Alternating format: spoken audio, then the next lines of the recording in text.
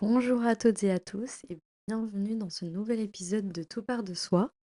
Ici Valentine et aujourd'hui on va parler d'une notion plutôt importante et impactante qui est la notion du harcèlement. Ça fait un moment, comme tous les sujets que j'aborde un petit peu dans ce podcast, que je veux en parler pour plusieurs raisons différentes, mais il s'avère que ce matin au travail j'ai eu à participer à une conférence justement sur le thème du harcèlement et j'ai eu pas mal de retours, j'ai eu pas mal d'interactions aussi avec, les personnes avec qui j'étais sur ce sujet et ça m'a ouvert, un peu l'esprit sur, autre chose que ce que j'ai vécu ou que ce que, j'aurais pu connaître à travers les livres, les séries et d'autres, médias, quels qu'ils soient et du coup, je me suis dit: «Tiens, c'est un bon jour puisque le sujet est encore tout frais dans ma tête pour en parler». Donc comme d'habitude, là on est le 6 mai.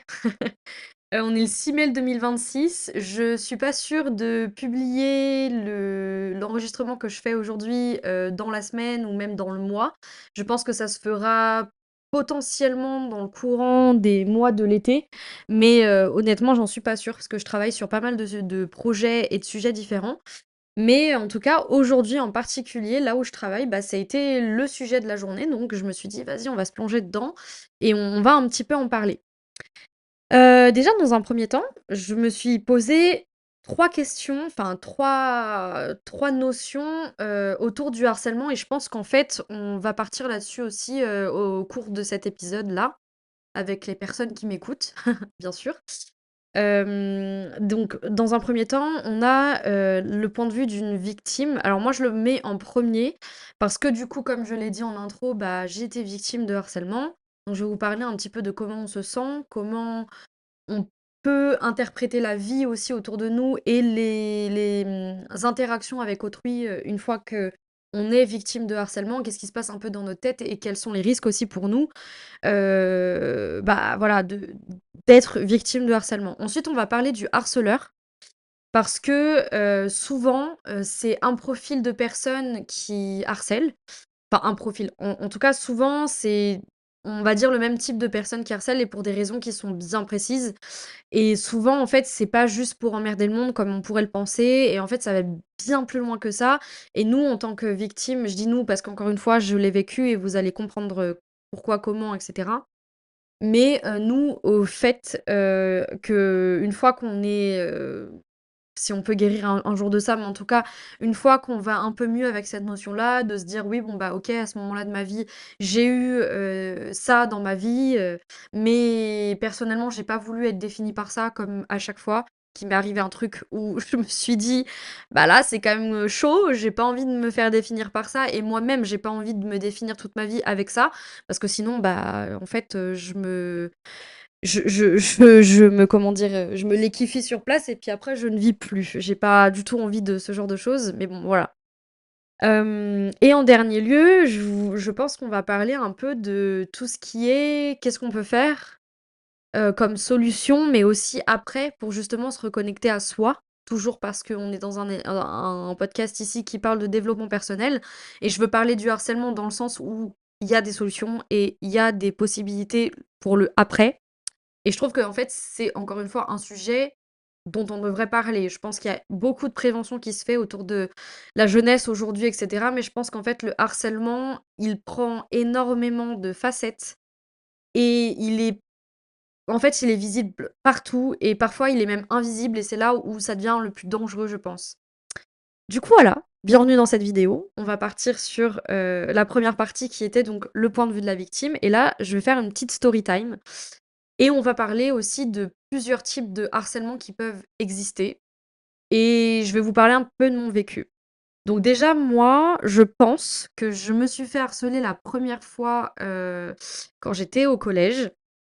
Tout simplement parce qu'en fait, je suis partie dans un collège différent de la plupart de mes camarades de mon école primaire. Donc après, à cet âge-là, on est très jeunes. Je pense qu'à l'époque, à 11, 12 ans, on peut pas se rendre compte aussi de ce qui se passe autour de nous.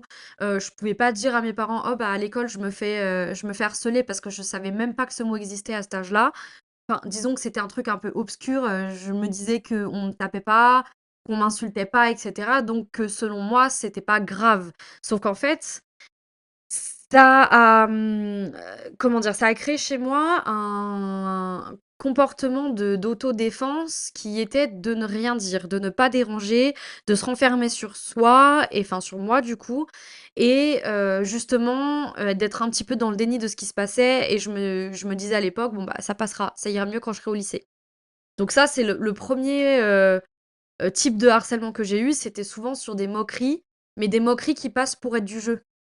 Donc en fait, c'est là où la différence entre les 2, elle est très f enfin, elle est très fine et très honnêtement, je suis pas sûre d'avoir été harcelée à ce moment-là en particulier de ma vie. Mais pour vous expliquer, j'ai eu une grosse maladie donc quand j'avais 14 ans, donc ça je vous l'ai déjà raconté dans un autre, épisode de podcast.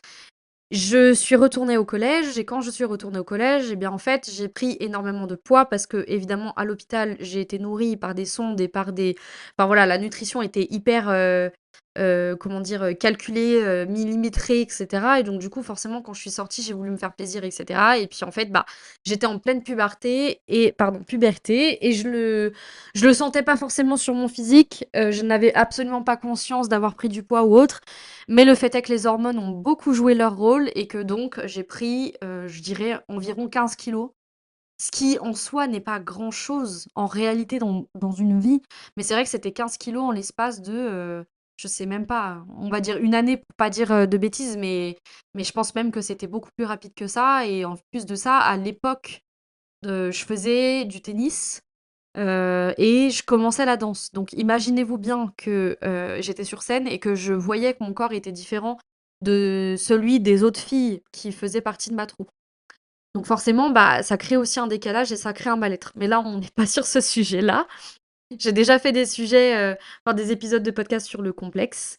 Je pense que j'en ferai toujours parce que en fait, c'est pareil, le complexe, on pourrait en parler pendant longtemps. Je fais une petite aparté là. C'est juste que je me suis rendu compte que ces derniers temps, mes podcasts étaient pas très bien construits.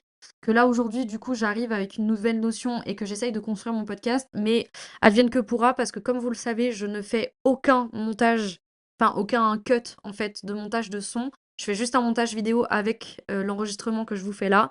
Donc c'est littéralement du direct en fait. Je ne cache rien, je suis totalement transparente et c'est vraiment uniquement pour, faire réfléchir, faire de la prévention et aussi, bah, vous amener un petit peu mon expérience de vie, même si en soi je n'ai que 27 ans et que j'ai pas encore vécu, énormément, mais en tout cas, ouvrir un espace de parole pour ceux qui le veulent, enfin celles et ceux qui le veulent et voilà, je referme ma parenthèse. C'est juste que je me suis rendu compte que mes épisodes étaient pas super, de super qualité. Je disais beaucoup de conneries et mais bon, après ça fait réfléchir et ça fait discuter. Donc il est possible que je reprenne des notions pour en reparler bien plus tard. Pour l'instant, c'est pas le moment pour moi, donc je laisse faire la vie, en fait, je laisse faire les choses.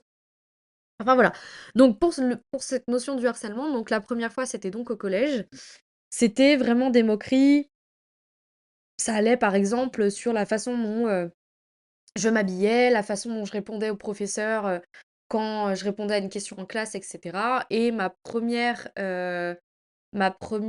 réaction à ça, c'est de rigoler avec les autres parce que, bah, je vois que les autres rigolent, donc je rigole aussi. En réalité, je me sentais vraiment, vraiment pas bien, je me sentais vraiment mise à l'écart, mais je savais que si je rigolais pas avec eux, bah, j'étais encore plus mise à l'écart. Mais le piège avec ce comportement-là, c'est que bah, en fait, j'ai banalisé ce qui se passait. J'ai banalisé totalement les actes, des autres personnes et c'est surtout qu'en plus, moi, le fait que je rigole à leurs blagues et à leurs moqueries, en réalité, je validais aussi ce comportement-là envers moi et donc les autres qui étaient là qu'en témoin, en spectateurs de la scène et qui n'avaient pas forcément pris part à ce type de harcèlement-là, eh bien, soit ne disait rien, soit se laissait aller aussi à la rigolade et cetera et donc ça prenait une ampleur qui, à l'époque, je ne m'en rendais pas compte, en fait et c'est pour ça que je dis, bah, en fait, est-ce que j'ai subi du harcèlement à cette époque-là? Je pense que oui. Après, on vient au lycée, parce qu'à partir du moment où je me disais: «Bon, bah, ce sera mieux après», ça veut dire qu'il y avait déjà un mal-être. Je me disais toujours: «Ce sera mieux quand je serai au lycée, je retrouverai mes amis, que j'ai connus quand j'étais au primaire» et cetera. Parce que, bah, du coup, je retournais dans mon lycée de secteur. Parce que pour, la petite histoire, en gros, mes parents voulaient me mettre dans un collège privé et le collège privé, bah, en fait, c'était un milieu, particulier, hein, très élitiste, très voilà et je faisais pas partie de ce milieu-là social, en tout cas et je pense que les moqueries ont commencé comme ça. Mais bon, mais bon, ça n'excuse rien, clairement. Ensuite, il y a eu donc le lycée et au lycée, j'ai été témoin et j'ai été victime de plusieurs autres types de harcèlement, du coup. Par exemple, le cyberharcèlement. Alors, le cyberharcèlement, pour rappel, c'est du harcèlement qui enfin, je pense que tout le monde connaît, mais au cas où, si quelqu'un m'écoute et qui ne connaisse pas ce terme-là, c'est que c'est du harcèlement via internet. Donc via surtout les applis, type, Instagram, Facebook à l'ancienne, mais Facebook, Twitter, bah, enfin X maintenant, TikTok et cetera, Snapchat, enfin voilà, c'est ce genre de harcèlement-là. Pour prendre un exemple, les apprenants avec qui enfin les personnes avec qui j'étais ce matin, donc des apprenants, qui ont fait une pièce de théâtre sur le harcèlement. En fait, à un moment donné, dans leur pièce de théâtre, elles montraient parce que c'était des filles qui faisaient ça, mais elles montraient le fait de prendre en photo quelqu'un qu'on a déjà mis dans une situation qui était humiliante. Donc en fait, là, quand on parle de harcèlement, c'est vraiment l'humiliation, la répétition de cette humiliation-là parce que on l'a, du coup, à travers les réseaux sociaux. Le fait que on n'est même plus maître, en tant que victime, en tout cas, de, notre propre image sur les réseaux sociaux. On est pris en grippe, en fait. On est pointé du doigt à un moment où on est assez vulnérable et quand bien même, en fait, c'est pas une justification, mais en tout cas, dans leur pièce de théâtre, qui était très intéressant, c'est qu'en fait, c'était rien qu'un acte, mais très honnêtement, ça m'a renvoyé à ce que j'ai vécu moi, plus jeune et je les ai remerciés pour mettre en lumière, ce genre de comportement-là parce que c'est vrai qu'on n'en parle pas assez. Mais c'était dès que la personne, référente, donc le professeur par exemple, partait de la salle, il y avait des mots qui étaient, humiliants mais sans être insultants. Par exemple, «Tais-toi, tu dis des bêtises», c'est pas insultant en soi, quand je le dis comme ça. Parce qu'il y a pas eu de vraies insultes, bon là, j'en dirai pas parce que c'est quand même un podcast qui va se retrouver sur internet. J'ai pas du tout envie de dire des gros mots ou des insultes, même si parfois ça m'arrive. Mais là, en fait, c'était pas insultant en tant que tel. Maintenant, le ton dans lequel elles l'ont dit et la situation dans laquelle c'était dite, en fait, ça renvoyait à la personne qui était justement la personne qui parlait à ce moment-là, donc une élève qui représentait une élève en classe qui parlait à ce moment-là et tu as quelqu'un d'autre qui lui dit, «Bah non, tais-toi, tu dis que des bêtises. Mais non, mais là, en fait, bah, tu dis que de la merde, vas-y, qu'est-ce que tu racontes?» et ça ricane dans son endroit. Enfin, ça ricane derrière le dos et tout et ben, en fait, ce genre de comportement-là, ça invalide la personne qui parle. Donc ça invalide ce qu'elle a dit, ça invalide son droit, sa légitimité à lever la main pour répondre à la question si elle l'avait ou autre et donc du coup, des personnes qui sont vulnérables ou timides ou introverties ou quoi que ce soit et ben, ça va que accentuer le fait qu'elles vont se renfermer sur soi et donc en fait, c'est hyper mauvais parce que ça peut aller très loin, hein, dans leur pièce de théâtre, elles allaient jusqu'au suicide, hein, de la personne, en question. Donc enfin franchement là, j'utilise des mots forts et tout, mais très honnêtement, ça m'a énormément parlé. C'était, franchement très bien fait. Si jamais il y en a une d'entre vous là qui écoute ce que je suis en train de dire, honnêtement bravo, c'était très bien fait, très bien, comment dire? Amené en tout en étant quand même dans la prévoyance, donc c'était pas violent à regarder non plus.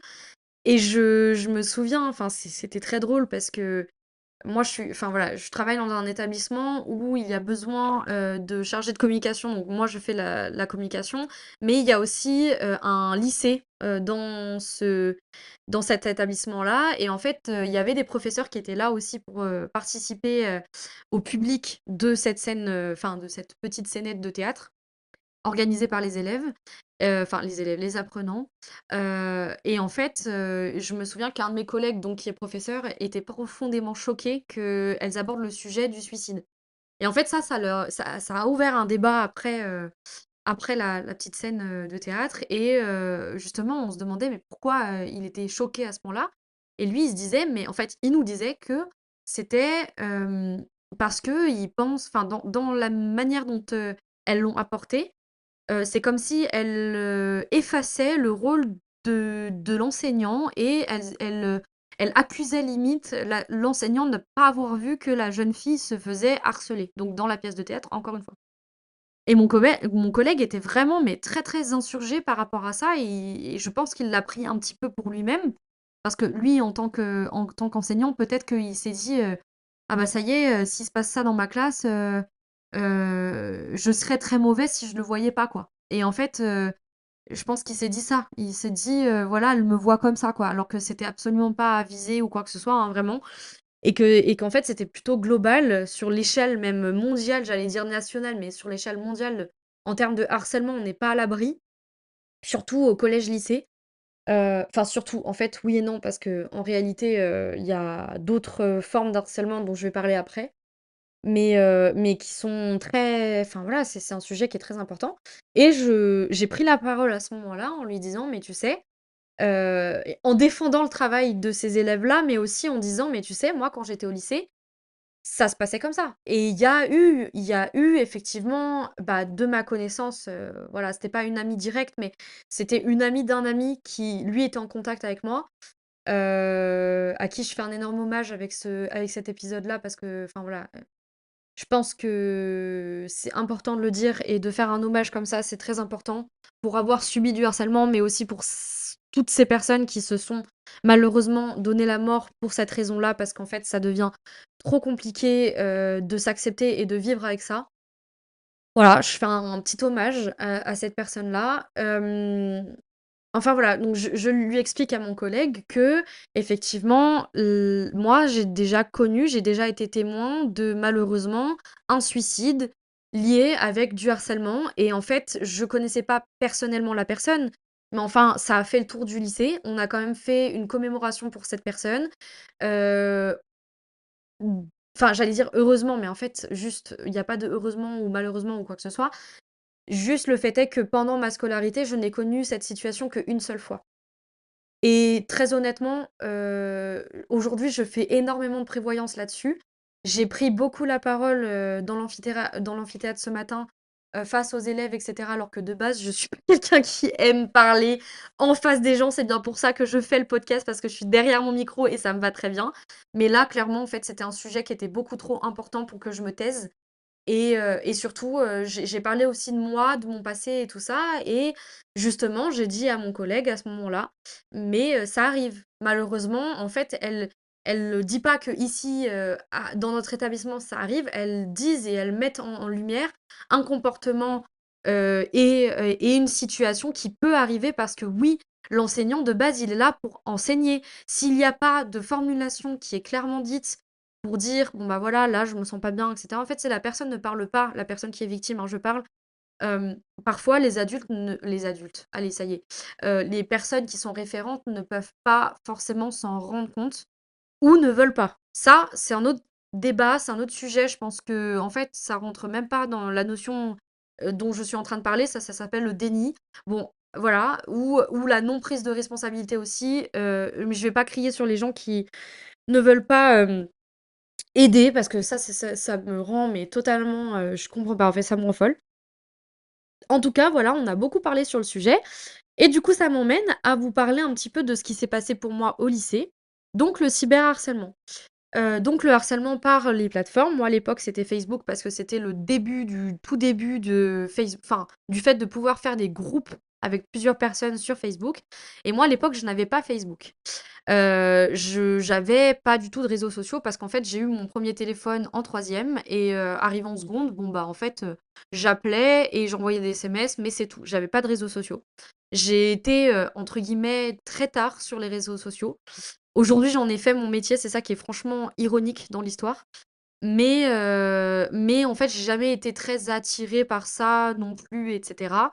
Aujourd'hui, j'aime beaucoup le travail de l'image et donc du coup, bah, pour, faire valoir mon travail, j'utilise les réseaux sociaux, mais très honnêtement, dans ma vie privée, c'est pas trop le cas. Donc, voilà, j'ai même pas TikTok à l'heure actuelle. Donc, bon, j'ai eu des comptes TikTok pour le pro, au final ça m'a gavée, j'ai enlevé TikTok. Bon voilà.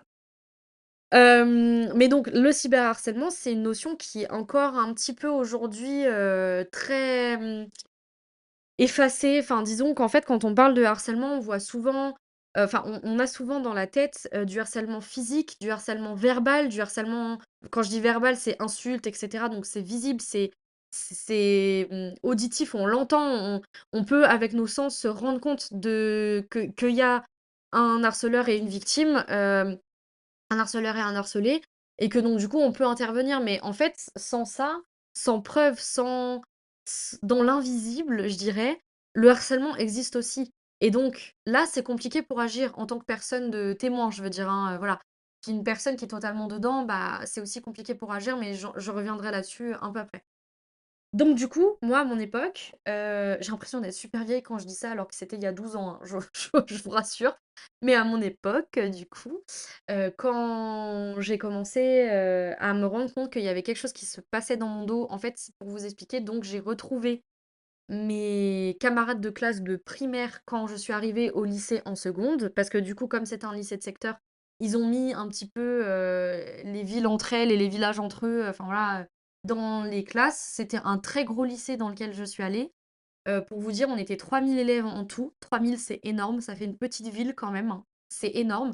Et donc, vous imaginez bien que pour le cadre enseignant et les personnes référentes, donc je parle de la direction, des professeurs ou même de tout ce qui est vie scolaire, CPE, surveillant, etc. Bon, en fait, il y avait pas. C'est-à-dire qu'ils notaient nos absences et c'est tout. Enfin, voilà, je veux pas cracher sur mon lycée, mais très clairement, c'est un peu, enfin, c'est même pas un peu, c'est ce qui se passait. En tout cas, c'était une usine et bon, bah, pour ce genre de choses, bah, on n'était pas aidés, clairement. Enfin, oui et non. Je vous raconterai ça un peu plus tard, mais bon, bref.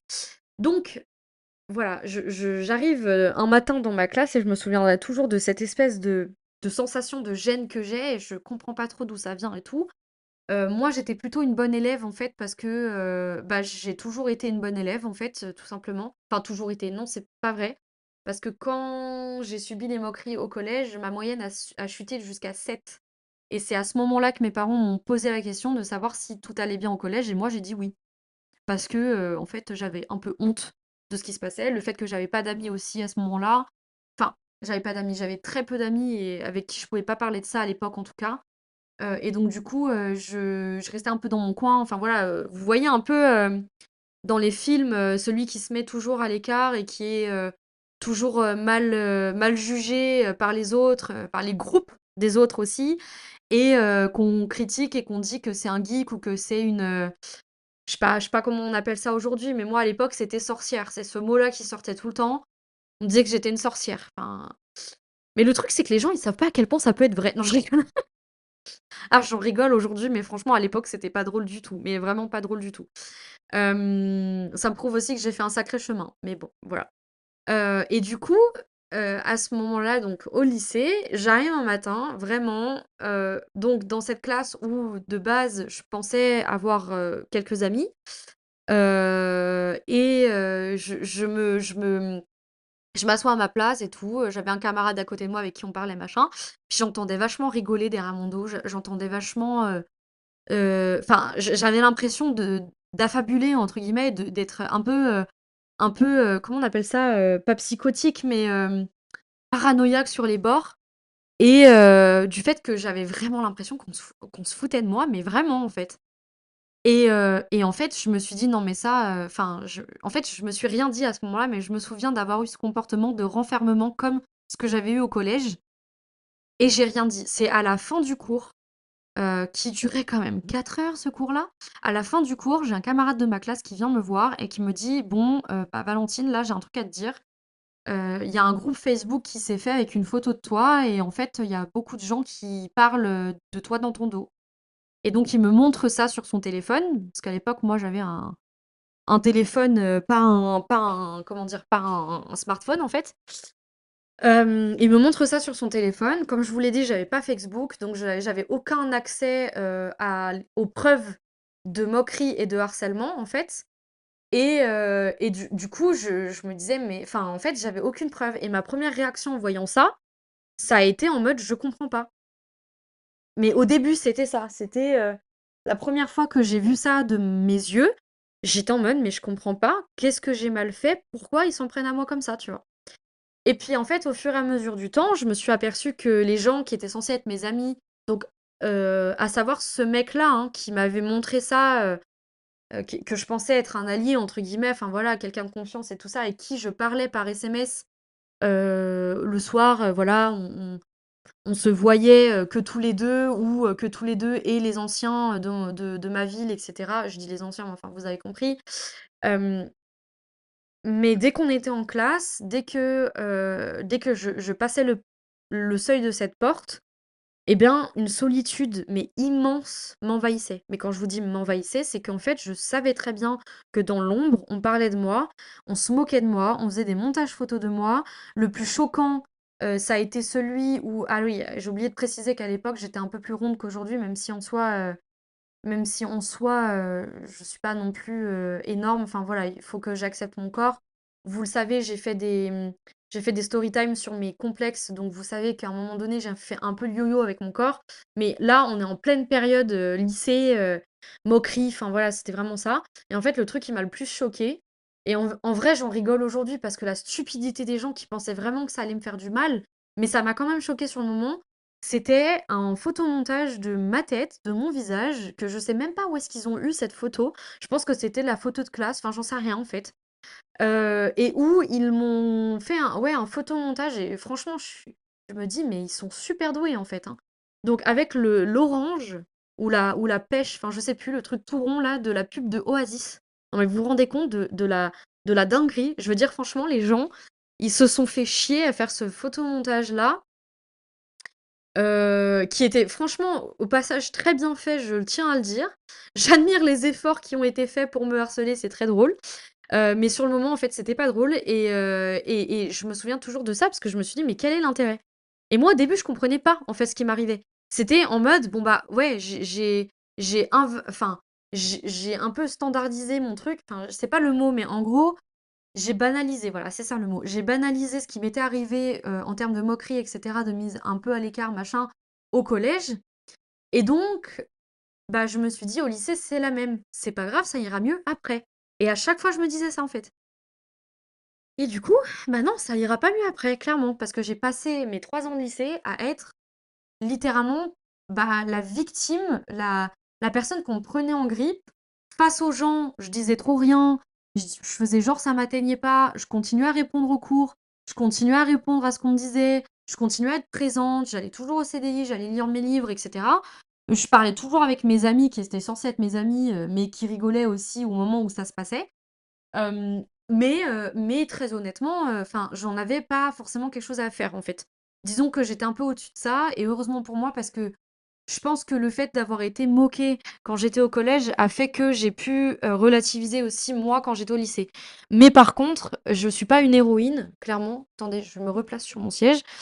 Je suis pas une héroïne clairement parce que, c'est pas parce que je me suis comportée comme ça que ça m'a pas atteint. Clairement, ça m'a atteint et physiquement, j'en porte encore les séquelles aujourd'hui parce que forcément, comme on s'est moqué de mon physique, on s'est moqué de mon visage et cetera, bah, à l'heure actuelle, j'ai 27 ans. Il y a beaucoup de moments où quand je me regarde dans le miroir, je me dis: «Purée, j'ai quand même les joues qui sont très grosses, j'ai les yeux qui sont globuleux, j'ai ceci, j'ai cela» et en fait, en fait, il y a pas débat, c'est comment je suis, c'est qui je suis aussi physiquement et en fait, le fait qu'on s'est moqué de moi fait qu'aujourd'hui, j'ai des complexes et donc enfin, franchement, avant de vous moquer de qui que ce soit ou avant ou de subir ça aussi, si jamais vous écoutez ça parce que vous subissez du harcèlement, sachez que déjà vous n'êtes pas seul. Je pense on a tous été au moins une fois dans notre vie, harcelés pour quelque chose. La moquerie, si elle est passagère, c'est pas qu'elle est excusable, mais on va dire qu'on peut guérir un peu plus vite d'une moquerie qui est uniquement passagère. Par contre, quand c'est répété, quand c'est injurieux, quand c'est, vraiment on sent que la personne, elle est pas bien, mais on continue à se moquer d'elle et cetera, ça, c'est du harcèlement et c'est pas drôle. Ça peut aller du petit surnom du surnom de merde, hein, qu'on donne à quelqu'un alors qu'on sait très bien que c'est pas OK. Bah, par exemple, je vous donne un exemple. Il y avait un autre prof, pendant la conférence de ce matin qui était là, qui me racontait, bah, moi, en fait, j'ai pas fait attention, mais quand j'étais plus jeune, aussi au lycée, en fait, je pense que j'ai fait partie des harceleurs et je lui ai demandé pourquoi et il me dit: «Bah, tu vois, en fait, dans ma classe, il y avait une personne qui était un peu rondouillarde et qui était rousse et donc on l'appelait Fiona». Donc Fiona de Shrek. Dire que c'est et quand même, dans Shrek, on est d'accord que Fiona, elle n'accepte pas son physique quand elle est en ogresse et que malgré tout, c'est une ogresse. Donc on déshumanise aussi une personne quand on fait ça. Et en fait, toute la classe, de ce qu'il m'a raconté cette personne, enfin ce collègue-là, toute la classe appelait cette fille-là, comment? Fiona. Et en fait, elle ça se faisait dans son dos, mais il me dit: «Avec le recul, je suis sûre que, elle le savait très bien et elle disait rien, mais en fait, ça veut pas dire que ça l'atteint pas, quoi». Voilà, ça c'est le genre d'exemple qu'on peut trouver, dans en termes d'harcèlement quand on parle de ça. Mais après, il y a des harcèlements qui sont bien plus graves, même si le harcèlement en tant que tel est grave. C'est puni par la loi, c'est un crime, hein. C'est pas à prendre à la légère, hein. Franchement, à mon époque, moi, je me rendais pas compte de ce qui se passait. Actuellement, si je devais témoigner, bah, c'est un peu ce que je fais là avec cet épisode de podcast, mais si je devais témoigner de tout ce qui s'était passé ou de tout ce dont j'ai été témoin aussi en termes de harcèlement, on irait très, très loin. Et il y a énormément de têtes qui pourraient tomber. Malheureusement, je me souviens pas de tous les noms, heureusement pour eux. Mais quand même, c'est assez important comme sujet et je trouve qu'en fait, aujourd'hui, dans les lycées, et les écoles, comme l'école qui est rattachée à mon établissement, franchement, c'est franchement bravo à eux d'avoir parlé de ce sujet et en plus ça venait des élèves, franchement, vraiment bravo à eux parce que enfin, moi, personnellement, ça m'a touchée donc forcément, ça relève de beaucoup de choses. Donc voilà, le cyberharcèlement, bon bah voilà, moi j'en ai été victime de cette façon-là. Des photos de moi qui se propageaient sur un groupe. Alors heureusement que c'était uniquement un groupe Facebook et que c'était fermé et que ceci, cela. On va dire que les personnes qui ont fait ça avaient une mini conscience du fait que s'ils se faisaient choper, bah ils allaient être punis et je pense qu'ils ne voulaient pas être punis. Ils s'amusaient entre eux. Ça n'excuse rien, mais n'empêche que heureusement, parce que les photos là auraient pu très bien fuiter sur internet. Et à l'heure actuelle, on aurait très bien pu trouver une photo de moi avec la tronche du fruit de Oasis. Enfin voilà, c'est hyper injurieux en fait, hein. C'est super violent aussi, quelque part. J'en ai pas eu à foutre grand chose quand j'étais plus jeune, mais n'empêche que voilà, c'est quand même voilà, c'est pas anodin non plus. C'est pas parce que moi, ça va, j'ai pu survivre que d'autres, bah, malheureusement d'autres, c'est pas du tout le comportement qu'ils ont. Une deuxième forme de harcèlement aussi qui peut exister et qui est un peu dans l'ombre comme ça, parce que là on parlait du cyberharcèlement, mais il y en a une autre qui n'est pas forcément très visible, c'est la mise à l'écart intentionnelle. Alors, la mise à l'écart intentionnelle, c'est vraiment quand on a ciblé une personne qui était déjà vulnérable par son attitude, par le fait qu'elle soit timide ou quoi que ce soit et qu'on la met à l'écart, bah, intentionnellement, en fait. On ne l'inclut pas dans les sorties, on ne l'inclut pas dans les discussions, on ne l'inclut pas et en plus de ça, on parle d'elle dans son dos et en fait, on lui fait sentir qu'elle est à l'écart mais on le dit suffisamment fort pour qu'elle l'entende, mais suffisamment bas pour qu'elle se pose la question de savoir si elle a bien entendu ce qu'on a dit ou pas. Et là, je vous parle de ça parce que ça aussi, j'en ai été victime, notamment avec une personne. Et là, je vais la pointer du doigt parce que je vois pas pourquoi elle m'a pointé du doigt pendant 3 ans quand même, hein, c'est énorme. Cette personne-là, qui du coup, je la connais depuis l'école primaire, voire maternelle. On s'est suivis donc jusqu'au collège. Au collège, on a été séparés et ensuite on a été réunis au lycée. Je pensais que cette personne pouvait être une de mes amies, mais, et là c'est vraiment le grand mais, elle faisait partie du petit groupe qui ont initié les photomontages. Donc déjà, rien que ça, j'ai envie de vous dire. Et en fait, cette personne, je sais pas, je pense que enfin, aujourd'hui, je me dis, je dois la déranger, je devais avoir quelque chose qu'elle voulait et qu'elle n'avait pas naturellement. Enfin, j'en sais rien, il n'y a pas vraiment de raison. Mais disons que, enfin, moi, de mon sens, il n'y a pas vraiment de raison. Mais disons que là, aujourd'hui, je me sens un petit peu, bah, je vais le dire, même si ça peut être très prétentieux, mais je me sens supérieure à cette personne.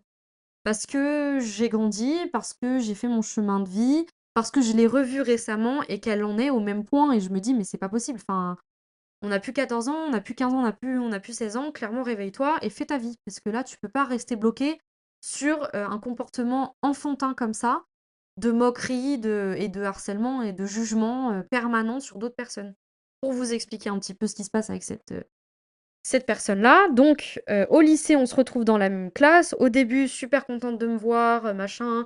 Comme ça, elle est pas toute seule. On était en fait, en réalité, 4 de mon école primaire à se retrouver dans cette classe-là qui était du coup, destiné aux classes, du secteur et donc il y avait d'autres camarades d'autres, écoles qui arrivaient là.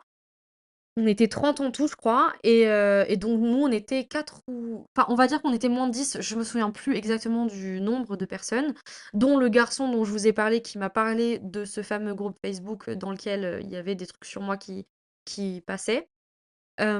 Mais donc cette personne-là, je peux pas lui donner de nom, donc c'est très difficile pour moi d'en parler. Mais cette personne qui était avec moi à l'école primaire et qui, j'avais fêté ses 10 ans, ses anniversaires et cetera machin. En fait, je me rendais pas forcément compte, mais quand j'étais au collège, bah, déjà j'étais dans un collège différent, donc ouais, je me rendais pas compte. Mais il y avait déjà des petits moments où, bah, en fait, ça m'invitait pas. Ça faisait en sorte que je venais pas aux activités qui étaient proposées par d'autres personnes qui faisaient partie de mon groupe d'amis d'enfance. Et ça faisait en sorte de propager des rumeurs sur moi aussi, pour pas que je sois invitée et tout, mais c'était intentionnel, hein, vraiment. Bon, voilà, écoutez, je m'en suis rendu compte. Si tu écoutes ce podcast un jour, sache que tu n'es franchement pas une bonne personne et que tu es franchement restée coincée dans une époque qui est maintenant révolue, ma belle. Là, je me venge, hein. Très clairement, je me venge parce que je trouve que sincèrement, elle a pas grandi, elle est restée, enfin là, j'insulte. C'est vrai que c'est pas bien, mais n'empêche que je pense que je peux crier victoire aussi parce que j'ai beaucoup évolué et que sincèrement, mais ce qu'elle m'a fait aujourd'hui, je m'en sers pour faire une matière qui me fait bosser. Donc très clairement, je me sers de son comportement pour faire un épisode de podcast et vous dire: «Attention, ne faites pas ça». Parce que moi, encore une fois, j'estime que j'ai été forte par rapport à plein de choses qui me sont arrivées dans ma vie, mais c'est pas le cas de tout le monde et honnêtement, faut respecter aussi la vulnérabilité d'autrui parce que on n'est pas là pour asseoir sa domination. Enfin, franchement, je comprends pas ce comportement-là et c'est un petit peu ce que le harceleur pourrait se dire, en fait. Enfin, j'imagine, mais on reviendra sur ça un peu après. Du coup, donc cette personne-là que j'ai retrouvée donc au lycée, au début très, très amie, machin. Et au final, je me rends compte au fur et à mesure du temps que, bah, je suis mise à l'écart dans les discussions, que ça rigole quand, bah, c'est parti de cette personne-là. En fait, je pense que les autres de ma classe me connaissaient pas forcément très bien au début et en fait, je pense que cette personne-là les a, un petit peu engrainés, à se moquer de moi et à me juger et cetera parce que, sûrement que je devais être très, très drôle comme personne à l'époque. En tout cas, ce que je peux dire, c'est que je me suis rendu compte aujourd'hui que si on s'est foutu de ma gueule comme ça, aussi ouvertement et en même temps en étant caché de tous les adultes qui auraient pu demander à ce que ça s'arrête, donc les professeurs, les référents et tout ce que je vous ai dit. Déjà, c'était que parce que j'étais dans un lycée qui était totalement libre aussi, avec très peu de surveillance et je tiens à le dire parce que ça aussi, c'est pas OK, je trouve qu'aujourd'hui, c'est pas OK. Enfin franchement, de laisser des jeunes comme ça livrés à eux-mêmes en pleine puberté, en pleine reconnaissance de soi, enfin en pleine non, reconnaissance de soi, non, en pleine recherche de soi, qui pour moi, le harcèlement aussi, c'est une manière entre guillemets de faire partie d'un groupe, mais encore faut-il être dans le groupe du dominant et pas du dominé, du coup. Et donc forcément, c'est plus facile aussi d'avoir du harcèlement dans des lycées qui sont absolument pas encadrés parce que justement, bah, en fait, la puberté fait des ravages, que ce soit psychologique ou physique. Donc quelque part, on a besoin, entre guillemets, de se sentir lié à un groupe. Mais il y a plein de manières de faire. Il y a pas forcément besoin de se moquer d'une personne en particulier pour, se sentir accepté au sein d'une classe ou peu importe. Voilà, là, c'était encore une fois un message de prévention. Mais pour revenir un peu sur ma story time, donc il y a eu pas mal d'actes qui ont été commis envers moi, de sorte à vraiment m'isoler et une fois, j'en ai pleuré parce que, c'était l'anniversaire de ma meilleure amie à l'époque et en fait, il y avait une rumeur sur moi qui courait et en fait, j'ai très vite su que la source de cette rumeur, c'était donc la personne dont je vous parle depuis là, le début de cette story time là et du coup, l'autre personne, ma meilleure amie, ne voulait pas m'inviter, en fait, à sa soirée parce qu'elle ne voulait pas être vue avec moi et c'était à ce moment-là. Et là, j'ai pris conscience de l'image qu'on était en train de me faire et là, je me suis dit: «Ah mince, OK, qu'est-ce qui se passe?» Enfin, c'est encore cette question-là en mode: «Qu'est-ce qui se passe?» Si j'ai cette image-là, je vais essayer de grappiller un peu, à droite à gauche pour savoir ce qui se dit. J'ai eu des retours qui m'ont franchement pas plu. Ça allait, de la petite intello à la personne très désinhibée sexuellement et cetera, alors que j'avais encore ma virginité. Je ne sais pas où est-ce que c'est parti, enfin, d'où est-ce que c'est parti cette, rumeur-là aussi. Mais enfin, voilà, j'ai pas été victime de revenge porn. Alors là, c'est une autre, heu, sorte de harcèlement. Mais enfin, oui, si, si, on peut parler de harcèlement, je pense. Le revenge porn, c'est un, type de harcèlement qui est très vicieux et surtout qui est très, comment dire? En fait, là aussi, c'est un harcèlement qui peut être caché. Comme je vous ai dit, il y a pas uniquement le harcèlement verbal, physique, sexuel, sexiste qui existe. Il y a aussi des choses qui se passent dans l'ombre et parfois si on parle pas, bah, malheureusement en fait personne peut le savoir. On peut s'en douter parce qu'on a des comportements qui changent en tant que victime et cetera machin, mais en fait aussi on peut mettre ça sur le coup de, à l'école, elle bosse beaucoup donc elle est très fatiguée, au travail elle bosse beaucoup donc pour la même raison elle est très fatiguée, enfin voilà. On peut pas forcément se douter que ça peut être très grave et justement, dans la question du revenge porn, bah, en fait, c'est tout simplement des photos, sexualisantes ou sexualisées ou à caractère sexuel, enfin peu importe, qui peut tourner sur nous, qui sont parfois anonymes. Dans la plupart des cas, en plus, ce sont des photos anonymes. Mais ça, c'est aussi franchement quelque chose dont il faut se protéger parce que, franchement, enfin, je sais pas si vous avez été déjà dans ce, cas-là. Moi non, mais je sais que j'ai eu une amie qui a été dans ce cas-là et honnêtement, je l'ai bah, voilà, j c'est le genre de harcèlement dans lequel j'étais témoin et j'ai trouvé ça un peu, grave en fait. Elle avait envoyé, voilà, des photos à caractère sexuel, sous pression à son petit ami à l'époque. Sous pression parce que lui, lui faisait du chantage, lui envoyait aussi des photos à caractère sexuel, mais elle n'avait absolument pas, hem comment dire? L'importance de la proportion que ça pouvait avoir ou ne se rendait pas compte aussi des conséquences, de cet acte-là et en fait, bon, pour vous la faire courte, en gros, c'est vraiment une histoire de chantage. C'est, à l'époque, donc on parle de 2016, par là, je sais pas trop, on va dire entre 2014 et 2016, où en fait mon amie là, elle s'est retrouvée donc en couple avec une personne qui était très, demandeuse de sexe en fait. Mais l'autre personne, se servait du sexe pour, du chantage. Donc c'est-à-dire voilà, envoie-moi des photos en caractère sexuel parce que à ce moment-là de ma vie, moi, je suis excitée, donc toi aussi tu devrais l'être, donc envoie-moi ça et cetera. Moi, je t'en envoie aussi et cetera. Sauf que le jour où elle a décidé de rompre avec cette personne parce qu'elle s'est rendue compte qu'en fait, c'était limite toxique. Bon, pour plusieurs choses, déjà rien que ça, c'était un peu un problème. Après, je dis pas, s'envoyer des photos quand vous êtes vraiment en couple, quand vous vous aimez et cetera, c'est votre choix. Vous faites ce que vous voulez, avec qui vous voulez, mais le faites pas sur internet, c'est juste ce que je voudrais vous dire. Voilà, ne passez pas par des applications pour ça parce que tout se garde, il faut vraiment que vous le sachiez. Et c'est important de remettre un point un peu d'exclamation là-dessus. Faites attention, vraiment. Et donc mon amie là, donc s'est retrouvée, à, être victime de revenge porn parce que justement, encore Facebook, mais c'est encore ça, mais franchement, encore Facebook. Un jour, elle était, donc sur, son feed d'actualité Facebook, voilà, à l'époque on c'était comme un blog et tout. Et elle se rend compte qu'il y a une photo qu'elle reconnaît. Ça a fait le tour du lycée, mais quand je vous dis ça a fait le tour du lycée, parce que son petit ami l'a publié. Mais sans aucun remords et sans se dire, bah ça va être. Il avait certes enlevé la tête et flouté les parties intimes, entre guillemets, mais on voit le corps. On voit sa nudité, on voit son corps, on voit comment elle était faite et cetera. Elle s'est reconnue tout de suite, et en fait, il a fait ça parce qu'elle avait rompu avec lui et parce qu'il était pas content et ça s'appelle du revenge porn. Voilà, il la harcelait parce que du coup, il lui demandait tout le temps, tout le temps, tout le temps des photos de ce caractère-là. Elle a fini par céder pour que bah, «l'agression» entre guillemets s'arrête, enfin la demande incessante s'arrête. Donc dans ce sens-là, est-ce qu'on peut parler de harcèlement? À vous de me dire. Mais n'empêche qu'après derrière, il s'est vengé en la publiant, sur Facebook. Donc en fait, là, c'est parti très loin. Il s'avère que donc ils ont porté plainte et cetera et je crois que la photo a été enlevée, mais lui n'a pas été sanctionné parce qu'on voyait pas que c'était clairement elle et qu'elle a dû prouver aux policiers que c'était bien sa photo, que c'était bien elle qu'on voyait sur la photo.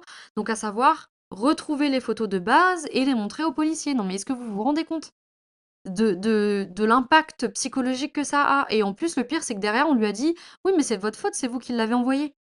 Bah, très bien, mais est-ce qu'on peut parler du harcèlement dans cette histoire et justement du mal-être qu'elle a subi aussi, elle, de son côté? Voilà, enfin bref, c'est vraiment des situations dans lesquelles il faut qu'on se rende compte, nous, chacun de nous, que c'est vraiment pas facile pour les personnes qui sont victimes de ça. Et si jamais vous êtes témoin de quelque chose, ne restez pas silencieux. Parlez-en. Parlez-en déjà avec la personne qui est victime de ça, savoir comment elle se sent, jusqu'où ça peut aller pour elle, et surtout aussi quelle est la situation et apporter un soutien, une oreille, ça fait du bien. Personnellement, j'ai été voir une psy pour ça, parce que en fait, je ne pouvais pas en parler avec mes parents, je ne pouvais pas en parler avec mes amis, parce qu'au quotidien, comme ça, bah, j'en avais honte. Personnellement, et encore, moi, j'ai pas subi de revenge porn, j'ai pas subi d'agression sexuelle, j'ai pas subi enfin, agression sexuelle, si, du coup, mais bien, enfin, voilà, c'est pas dans le domaine du harcèlement, on va dire.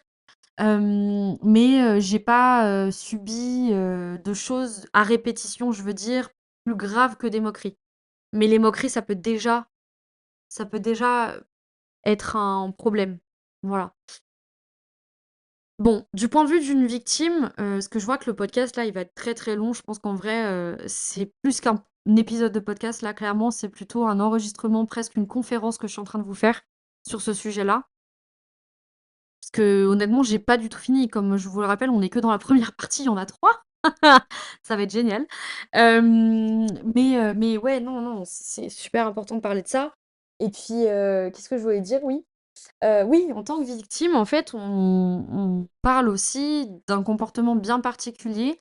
On se sent plus nous-mêmes, on se sent plus, parce que de toute façon, quoi qu'on dise, bah, en face, on a souvent des: «Ah, t'exagères.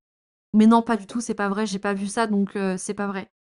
Des comportements comme ça qui invalident, en fait, ce qui est en train de se passer, au lieu d'écouter réellement et d'apporter une aide et une oreille, comme je viens de vous le dire. Mais moi, et ben, il s'avère que oui, effectivement, j'ai essayé déjà d'en parler avec mes copains, mais mes copains à l'époque, bah, ils rigolaient avec moi quand je rigolais aussi, pour ne pas me sentir trop seule, déjà que les moqueries étaient déjà assez pesantes comme ça. J'en suis venue à la mutilation et je me souviens que ma maman avait remarqué, que je m'étais mutilée sur les avant-bras.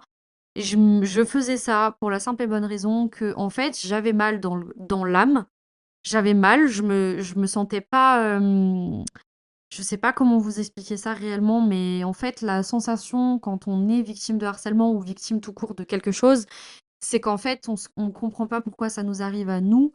On comprend pas la situation, on comprend pas pourquoi on ressent cette colère qu'on n'a pas pu exprimer sur le moment, parce que, en fait, moi, dans mon cas, j'avais tellement honte que à des moments, je suis sûre que j'aurais pu réagir et j'aurais eu trouvé les mots, hem, pour faire cesser ce comportement-là, et en fait, je l'ai pas fait. Et du coup, après, je m'en suis voulu à moi-même, alors qu'en fait, simplement, j'étais victime, mais je me disais que c'était de ma faute, limite. Je remettais tout en question, je remettais franchement, vraiment, vraiment, quand je vous dis tout en question, c'était ma personne, mon caractère, ma façon de parler, parce que c'était ça qu'on attaquait aussi en classe.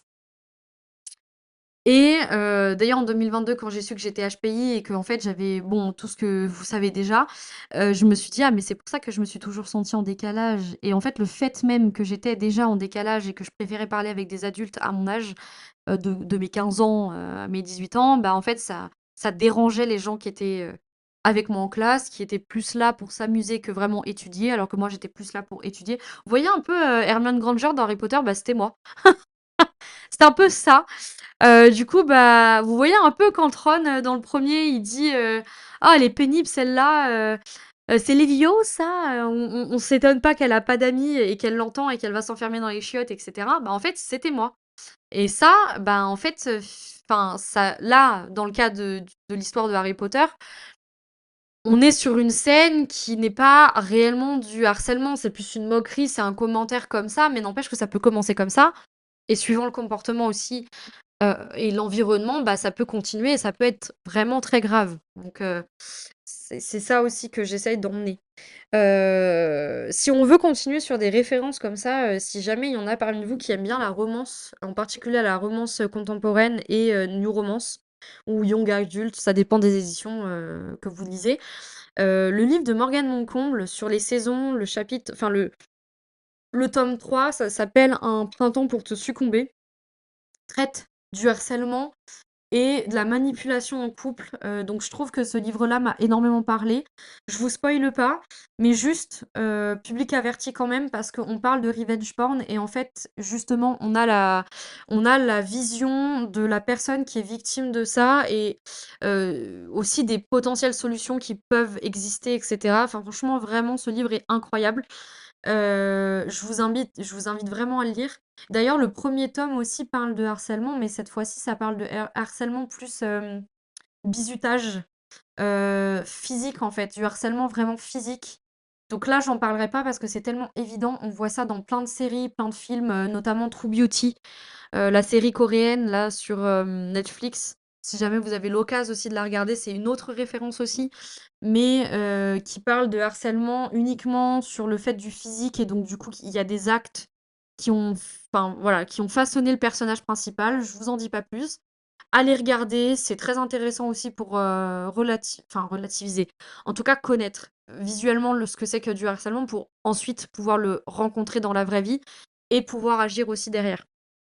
Donc voilà. On va passer à la deuxième partie parce que là, je pense que, enfin, point de vue de la victime, les différentes formes de harcèlement qui peuvent exister, on a fait un peu le tour. Je vais pas me répéter parce que là, clairement, on n'a plus le temps et du coup, je voulais parler aussi du harceleur. Je pense que, comme je l'ai un petit peu abordé, dans la première partie, il y a encore une fois, plusieurs formes de harceleurs. Si vraiment on veut parler d'un profil particulier, il y en a pas.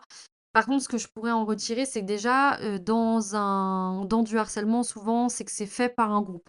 Et dans ce groupe-là, il y a forcément une personne qui est beaucoup plus active que les autres. Et en général, cette personne, c'est un peu le meneur, c'est un peu la personne à qui on veut plaire. Et donc, malgré nous, parfois, on peut être aussi harceleur sans le comprendre, sans le savoir et sans le vouloir non plus, mais parce qu'on veut être validé par cette personne qui potentiellement est la personne de référence populaire, machin, truc. La personne à qui ressembler pour être accepté, dans la catégorie sociale dont on veut faire partie, et bien, bah, souvent, c'est une personne qui, elle, est en profond mal-être avec elle-même. Si je vous prends encore en exemple, la personne qui, moi, m'a mise à l'écart de façon répétée et intentionnelle, encore une fois, cette personne-là, en fait, vient d'une famille, où de base, elle était fille unique et elle a eu un petit frère et son petit frère était autiste et donc elle a eu un petit frère à son âge de 6 ans, je pense, si je me souviens bien et donc du coup, elle a pas compris. Déjà, c'était une enfant pourri gâtée de base, mais donc ça doit pas aider quand on a tout ce qu'on veut et qu'on a des parents qui répondent à tous nos caprices et cetera. À partir du moment où justement les vivres sont coupés en termes d'affection et de remplissage de caprices, comme je pourrais le dire ou autre, et bah là, ça fait bizarre. Et donc, arrivé donc au lycée, cette personne-là, son frère, il rentrait en école primaire et je me souviens très bien qu'en fait, elle se moquait de lui, mais tout le temps. Et quand je vous dis elle se moquait de lui tout le temps, c'était un autisme qui était très prononcé et effectivement, il avait pas encore de notion, moteur ni de notion, au niveau de la parole et de la réflexion et cetera. Donc ça se voyait, c'était un handicap qui se voyait. Et donc elle se moquait énormément de lui et en fait, je pense que c'était devenu quelque chose de totalement banal dans sa vie et qui était, totalement, je sais pas, presque validé par ses parents. Parce qu'en fait, aux yeux de ses parents, elle a toujours été parfaite, hein, cette fille. Sauf qu'en fait, elle agissait vraiment très, très mal et ça, bah, il le savait pas. Et donc au lycée aussi, je pense que vis-à-vis de moi, je la mettais dans une position qui était pas agréable pour elle parce que, elle avait beau me mettre à l'écart ou quoi que ce soit, moi j'arrivais toujours à me comment dire? à avoir des solutions. Enfin, ma meilleure amie, je la voyais toujours à l'extérieur. Elle voulait m'isoler d'elle et me séparer d'elle pour pouvoir faire en sorte que ma meilleure amie fasse partie de son groupe de 4 filles. Vraiment, c'était une obsession chez elle. Enfin, en fait, j'avais l'impression, et je pense qu'avec le recul, je vous dis ça avec énormément de transparence. J'ai, à l'époque, eu l'impression qu'elle s'acharnait un peu sur moi et qu'elle était totalement sur moi et tout. Et très honnêtement, avec le recul, je trouve que c'est très vrai et que je reviendrai absolument pas là-dessus.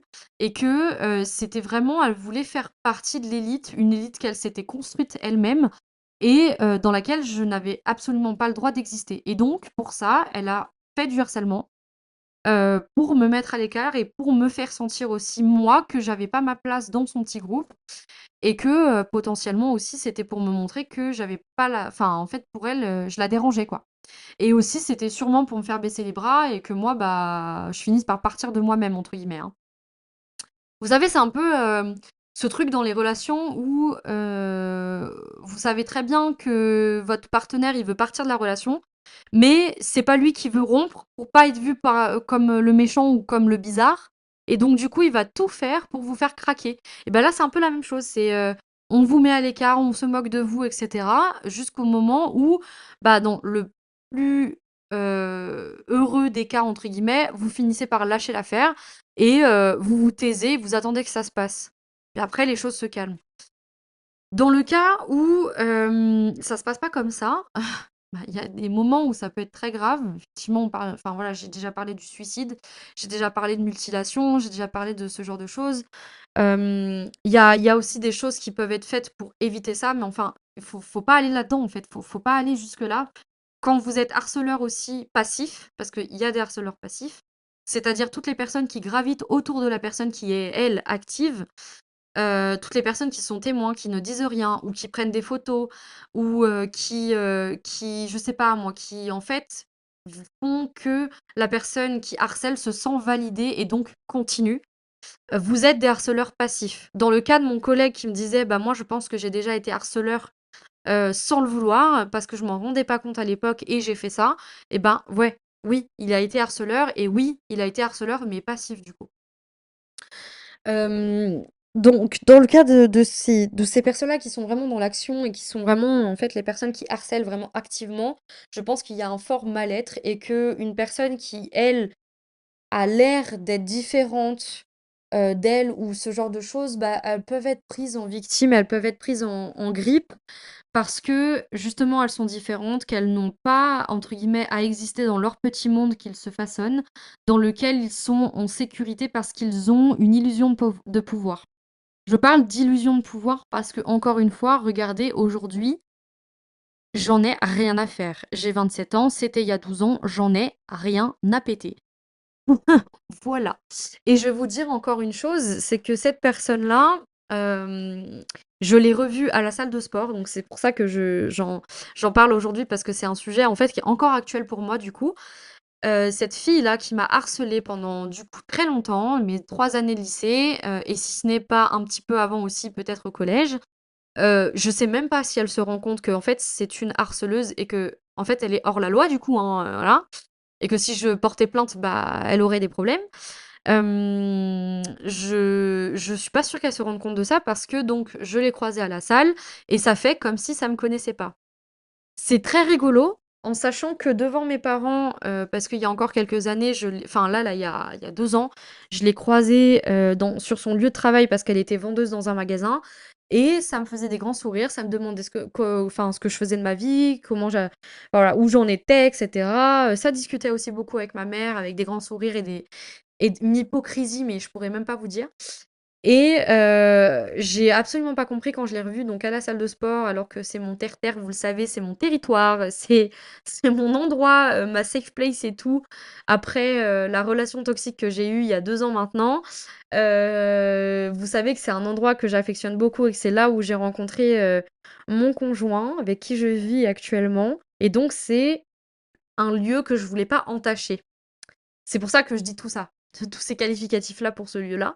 C'est un lieu que je ne voulais pas entacher avec mon passé et des choses qui, en fait, sont de l'ordre du négatif, mais dans mon passé, en gros, et donc auxquelles je voulais pas forcément me raccorder dans ma vie actuelle.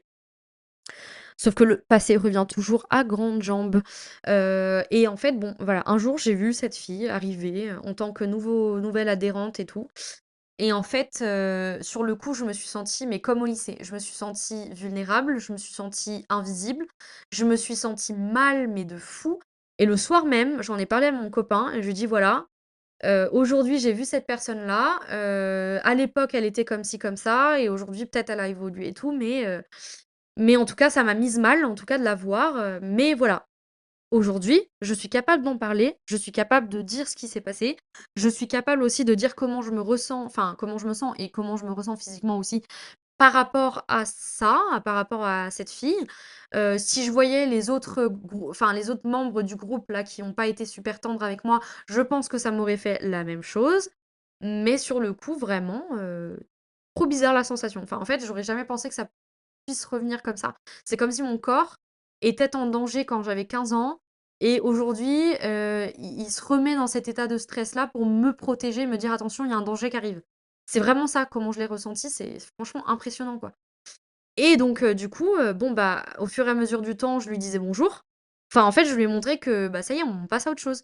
Et en fait, elle continuait à m'ignorer et tout, mais même au sein de la salle de sport. Et un jour, justement le jour où je lisais le livre de Morgane Moncomble, donc Un printemps pour te succomber, il y a une de ses grandes amies avec qui elle vient à la salle, du coup, à qui je n'ai jamais parlé parce que, bah, forcément, enfin voilà, j'avais pas d'interaction avec elle, voilà.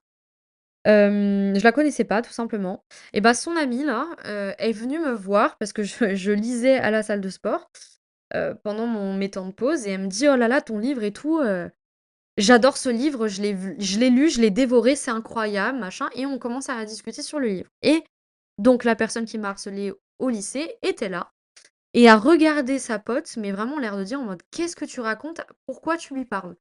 Et en fait, elle s'est pas rendue compte qu'elle-même, elle était ridicule à ce moment-là, surtout au moment où elle m'a dit, mais enfin, où elle dit, à sa copine, «Mais tu lis, toi». Encore une fois, on dirait une référence de Harry Potter, mais je vous jure que c'est pas fait exprès. Elle lui a sorti vraiment ça à la Drago Malfoy en mode: «Tu lis, toi». Et genre avec sa collègue là, on s'est regardé, on s'est dit: «Mais enfin, ça va, on a quasiment 30 ans, pourquoi tu lirais pas? Enfin, si tu as envie de lire, tu lis, tu fais ce que tu veux de ta vie en fait, qu'est-ce que tu viens de nous emmerder en fait?»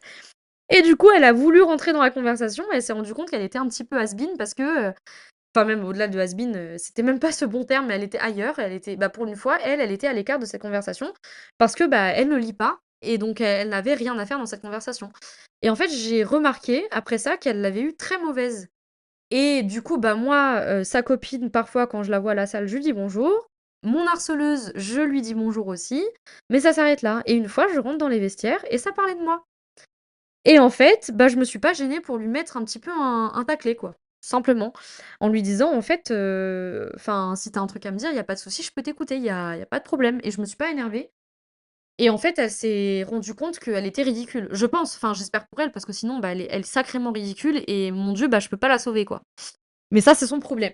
Hem, le fait est qu'en plus, une autre fois, je l'ai vue aussi, c'est vraiment c'est un peu je suis en train de bitcher sur cette personne, mais bon, les harceleurs, pour moi, ce ne sont pas des personnes sur qui on pourrait avoir un énorme respect et donc je n'ai pas de respect pour cette personne-là, je vous le cache pas. Et pour toutes les personnes qui sont harceleurs, je n'ai pas de respect. Enfin, en tout cas, harceleurs actifs, hein, je parle, hein. Parce qu'après on parlera de l'harceleur passif et de ce pourquoi, bon, ce sont des personnes qui sont autres.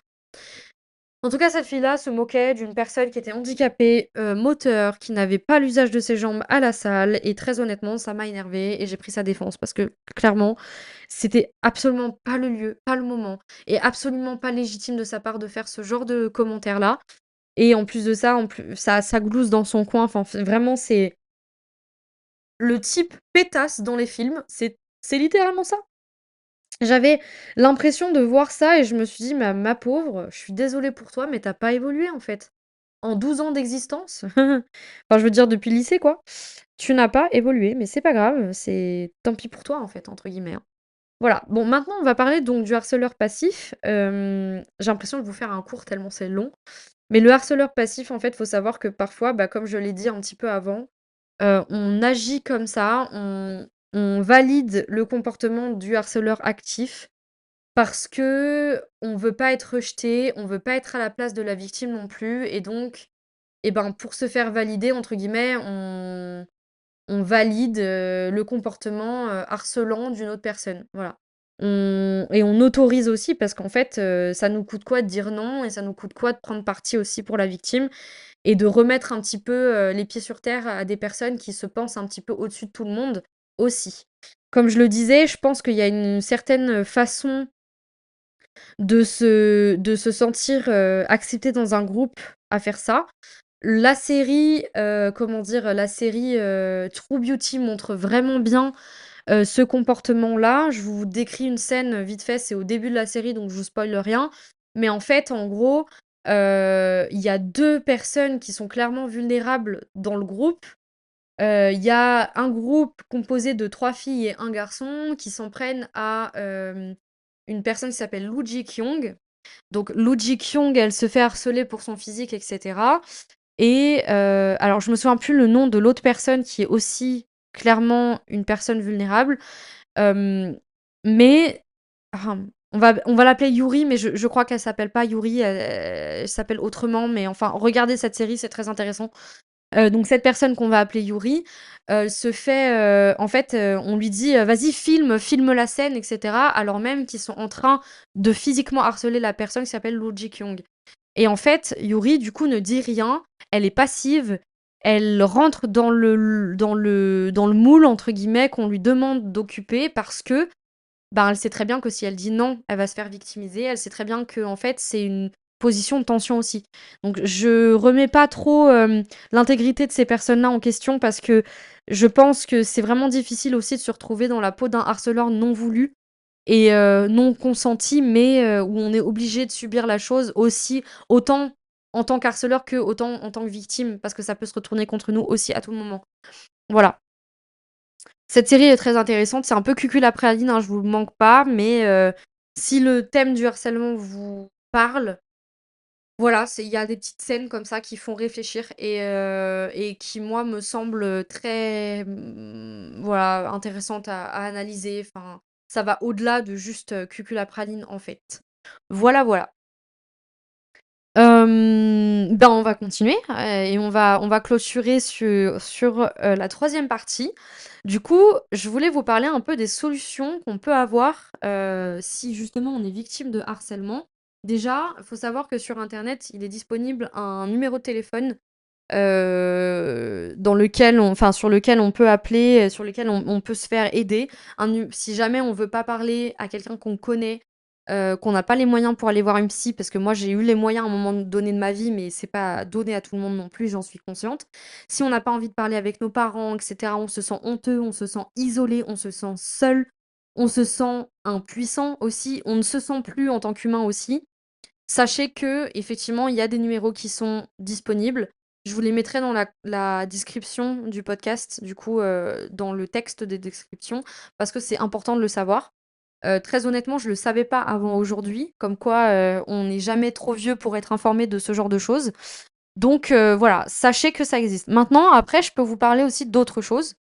Le fait de parler, c'est important. C'est même la source, qui, je pense, pourrait déclencher pas mal de choses en termes de guérison, mais en termes d'agissement aussi, pour justement faire stopper le harcèlement, peu importe de quelle je sais pas, de quelle nature il est, mais enfin voilà. Mais il y a aussi des choses à prendre en compte quand on a été victime de harcèlement, c'est que c'est sur nous très longtemps. C'est-à-dire que, comme je le disais tout à l'heure, moi j'ai 27 ans, ça fait 12 ans que donc j'ai pas été harcelée, que je mène ma vie, que j'ai changé d'école, que j'ai trouvé un métier, que j'ai le permis de conduire, que j'ai un chéri, que tout va bien dans ma vie, mais justement, sur le physique, pour moi en tout cas, ça a eu un impact. Et ça a encore un impact de temps en temps quand je me regarde dans le miroir, etc. C'est pas au point où je vais me suicider parce que je me sens moche, c'est pas ça. Malgré tout, il y a des personnes qui peuvent se sentir comme ça. Donc, franchement, c'est pas anodin le harcèlement. C'est pas quelque chose que, si jamais vous êtes témoin de ça, ne vous dites pas que juste parce que vous allez rigoler à une blague, c'est bon, on passe à autre chose le lendemain, quoi. En vrai, pour la personne qui a été victime de ça, elle ne peut pas s'en détacher comme ça en claquant des doigts.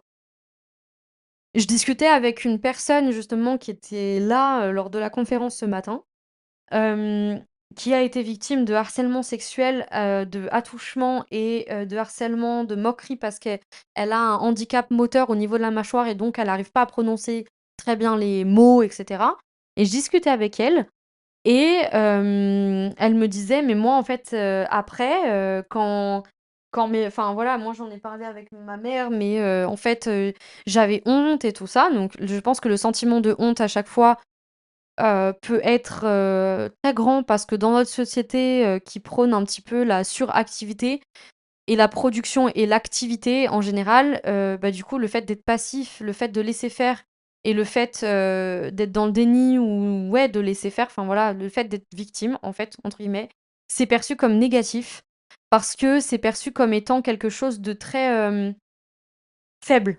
Voilà, c'est ça le mot que je disais. Enfin, que j'essayais de trouver. C'était en mode: «Vous êtes faible aux yeux de la société» et en fait, c'est pas le cas. Je trouve qu'à partir du moment où quelque chose nous est arrivé et qu'on a le pouvoir du courage d'en parler, hem, on est fort et c'est ce qui bah, nos expériences font ce qu'on est aujourd'hui et donc on est fort. C'est ce que je disais à cette personne-là. Je lui disais: «Mais tu es franchement forte d'en avoir parlé avec ta mère.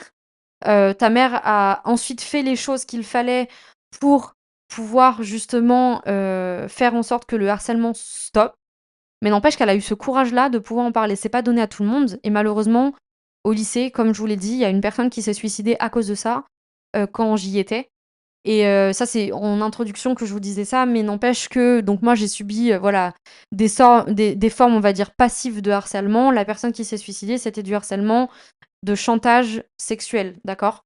Donc là, on parle de choses encore, très qui peuvent choquer comme ça, mais très honnêtement, en fait, il faut en parler, il faut faire de la prévention. C'est très important d'en parler, vraiment, parce que ça peut arriver à n'importe qui et en fait, c'était du chantage sur l'ordre sexuel, chantage, chantage, chantage, chantage, répété, intentionnel et cetera. La personne se servait totalement de la jeune fille qui s'est suicidée et donc bah, voilà, elle nous a quittés et je me souviens du choc que ça a été quand on était au lycée. Franchement, c'était enfin, moi, honnêtement, je souhaite à personne de vivre ça, hein. Vraiment, ça fait réfléchir. Apparemment pas assez pour qu'on me laisse tranquille, mais ça fait réfléchir. D'ailleurs, une autre anecdote, quand j'étais en terminale, du coup, je me suis débarrassée un petit peu de la personne qui me harcelait dont je parle depuis tout à l'heure là, mais il y a une autre personne qui se moquait de moi. Je sais pas si c'est mon comportement qui faisait qu'on pouvait, se permettre de se moquer de moi, mais potentiellement après, je sais très bien qu'en fait c'est pas de ma faute et donc je m'en fiche un petit peu à l'heure actuelle. Mais je me souviens qu'il y avait une personne qui, voulait devenir styliste en mode.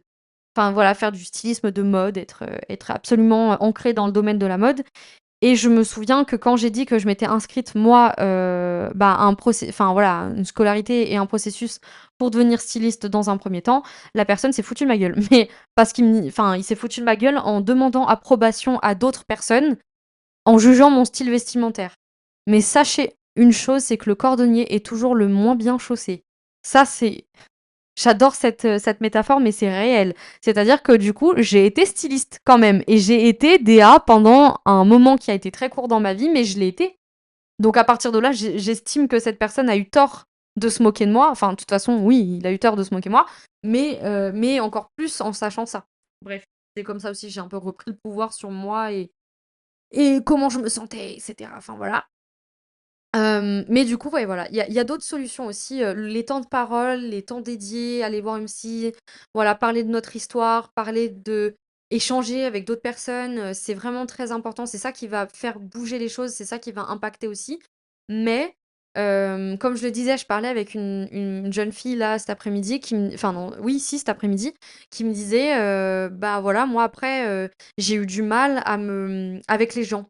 Elle me dit: «Mais après j'ai fait de l'anxiété sociale, j'ai fait un refus scolaire là, je sais plus, une phobie scolaire, voilà. Je me sentais pas bien quand il y avait des gens autour de moi et cetera» et en fait, c'est un comportement qui effectivement peut être déclenché par le fait qu'on a été prise en victime par un groupe de personnes sur une période donnée et nous, on s'est sentis, bah, très vulnérables à ce moment-là. En plus de ça, on nous pointait du doigt à un moment où on était très vulnérables et donc forcément, bah, après quand on se retrouve en face du monde et ben, ça fait peur. Et donc les changements peuvent faire peur, on se met un plafond de verre de fou furieux, on se met des limites aussi parce qu'en réalité, c'est des injonctions qu'on a eues de la part d'autres personnes qui nous ont harcelés ou qui ont, voilà, critiqué notre physique ou autre et donc ouais, c'est très difficile et une des potentielles solutions que je pourrais amener dans ce podcast-là par rapport à cette notion-là, parce qu'après il y a plein de réactions possibles et inimaginables, mais en tout cas là, je parle de choses qui me parlent à moi-même et j'espère que du coup ça aidera quelques-uns parmi vous. Mais la médiation animale, je ne sais pas si vous connaissez ça, c'est le fait de se connecter à un animal, c'est le fait de se lier à lui. Donc, adopter un animal, ça peut être une solution. Aller à des ateliers de médiation en équitothérapie, je crois que ça s'appelle comme ça. Donc, une thérapie basée sur la respiration du cheval. Et du coup de l'être humain, voilà, enfin voilà, vraiment se connecter au cheval et cetera. Comme les chevaux sont des animaux qui en plus sont très passifs en réalité, c'est des animaux qui ont une très, très bonne énergie aussi. C'est des animaux qui peuvent se retrouver, en tant qu'animal totem ou animal fétiche et donc forcément qui ont une très grande énergie aussi dans l'inconscient collectif. Donc je vous invite à aller voir ce que c'est que l'équitothérapie, je crois que ça s'appelle comme ça. Très intéressant, franchement, des thérapies avec les animaux. Il y a aussi du yoga, avec des petits chatons, du yoga avec des chiots ou des chiens ou des chats, enfin voilà. Non seulement, là je vais parler un peu d'autre chose, mais non seulement pour les animaux, qui sont, invités à participer à ce genre d'événements-là, soit c'est vos animaux que vous ramenez, soit sachez-le, c'est des animaux qu'on va chercher en refuge. Ça leur permet à eux de sortir de leur refuge ou de leur association, donc en vrai de sortir de leur chenil ou de leur cage et ou de leur chatterie. Mais ça leur permet d'avoir une journée, qui leur est dédiée, où ils sont dans un bien-être aussi eux et donc ça vous permet à vous et à eux de se reconnecter à eux-mêmes et vous-même du coup et ça fait du bien un peu à tout le monde. Voilà. La médiation animale, allez chercher ce que c'est, franchement, c'est très, très, très, très bien.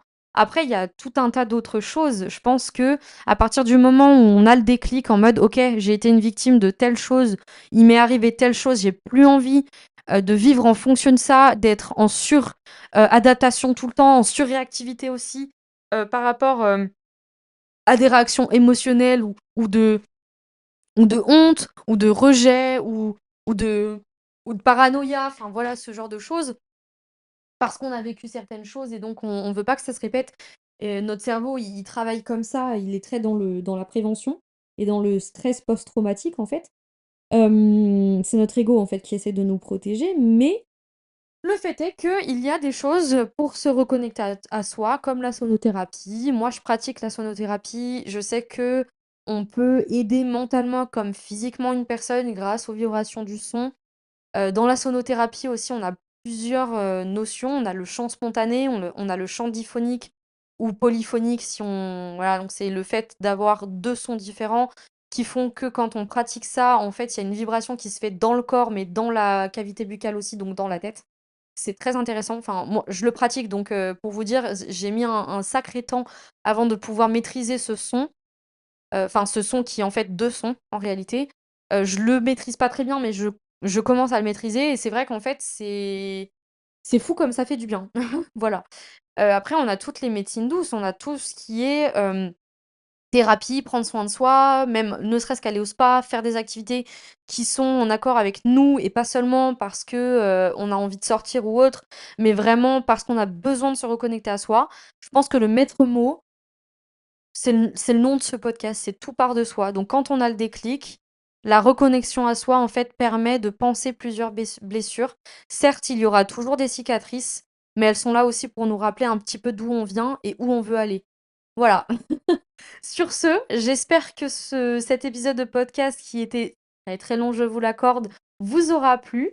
N'hésitez pas à liker pour me soutenir, à mettre un commentaire ou à l'envoyer à des personnes qui en auraient besoin. N'hésitez pas aussi à me contacter si vous voulez parler d'un sujet en particulier, ou voilà, ou à laisser un petit commentaire. Moi, je suis super heureuse d'avoir vos retours aussi, même si en soi, j'en ai un peu plus sur Instagram que sur YouTube. Voilà, n'hésitez pas à me suivre, à me soutenir parce que ce podcast me tient vraiment, vraiment à cœur. Je sais qu'il y a des épisodes qui sont très irrégulier en termes de temps, en termes de sujets qui sont plus profonds parfois ou moins profonds parfois, qui sont plus ou moins préparés et aussi qui sont plus ou moins publiés à la même période. Je suis absolument pas quelqu'un d'assidu, d'accord? Mais ça me plaît de faire ce podcast, donc voilà, j'aime partager, j'aime parler, j'aime avoir cette safe place. J'espère que c'est pareil pour vous. J'espère que j'ai ouvert un débat et que j'ai ouvert un temps de parole. J'espère que ça vous fera du bien et je vous retrouve, très prochainement dans un nouvel épisode avec une nouvelle notion et je vous fais de gros bisous. Bye bye.